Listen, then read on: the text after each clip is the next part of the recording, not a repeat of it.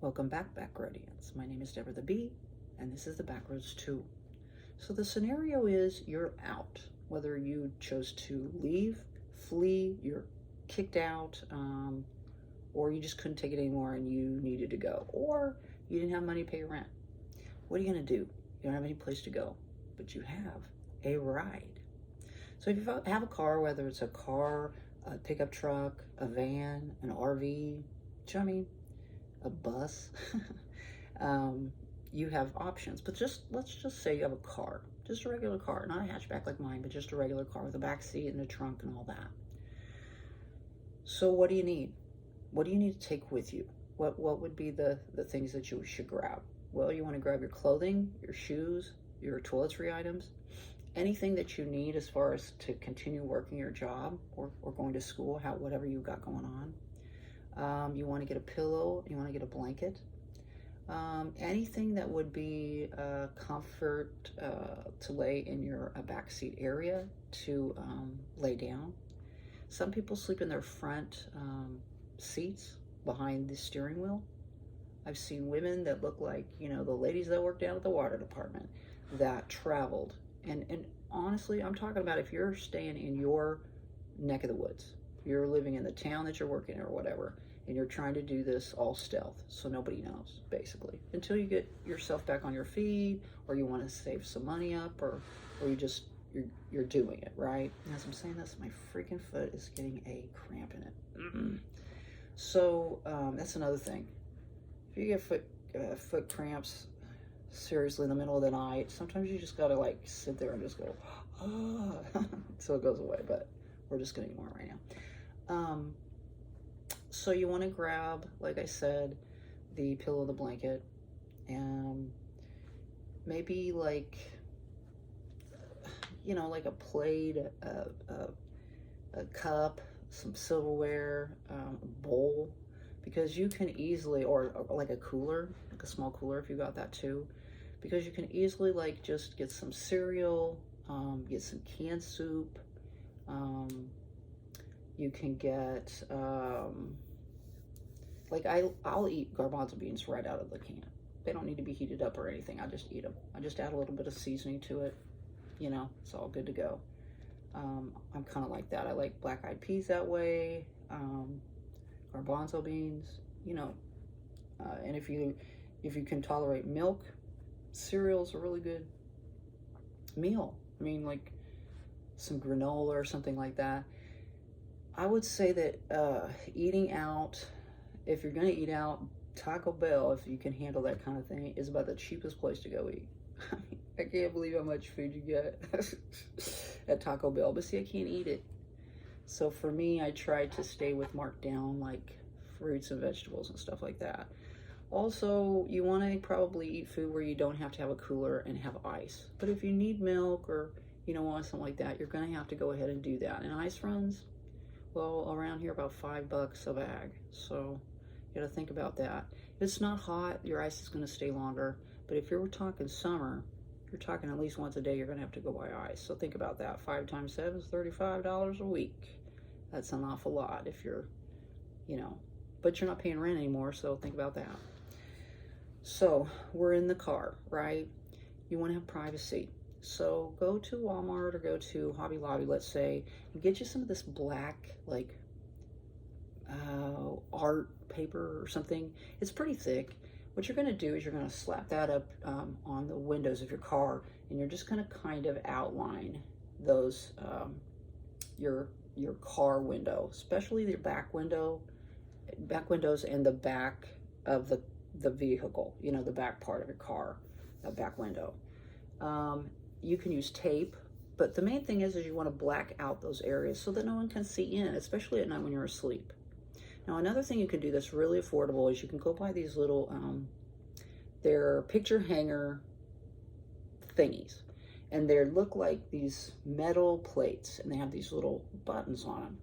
So they'll fit in those areas on either side of your vehicle. They're kind of right behind the front seats.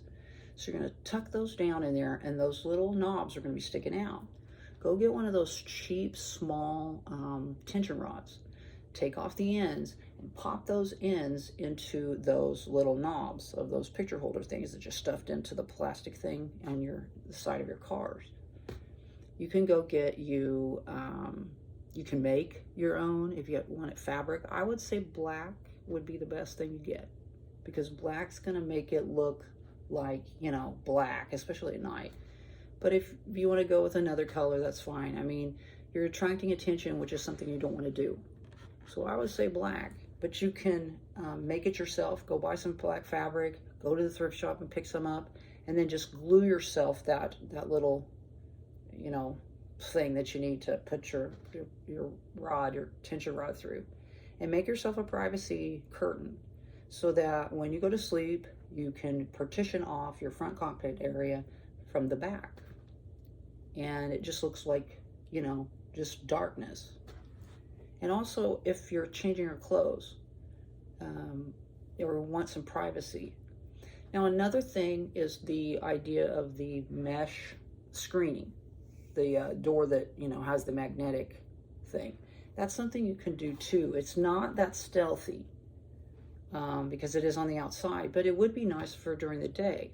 Oftentimes when you're residing or living out of your car, you've got to spend time, because you don't have some place to go, you know, just to go hang in between jobs or shifts or, you know, whatever, school, or, you know, oftentimes you have to wait until it gets dark to find some place to sleep in town.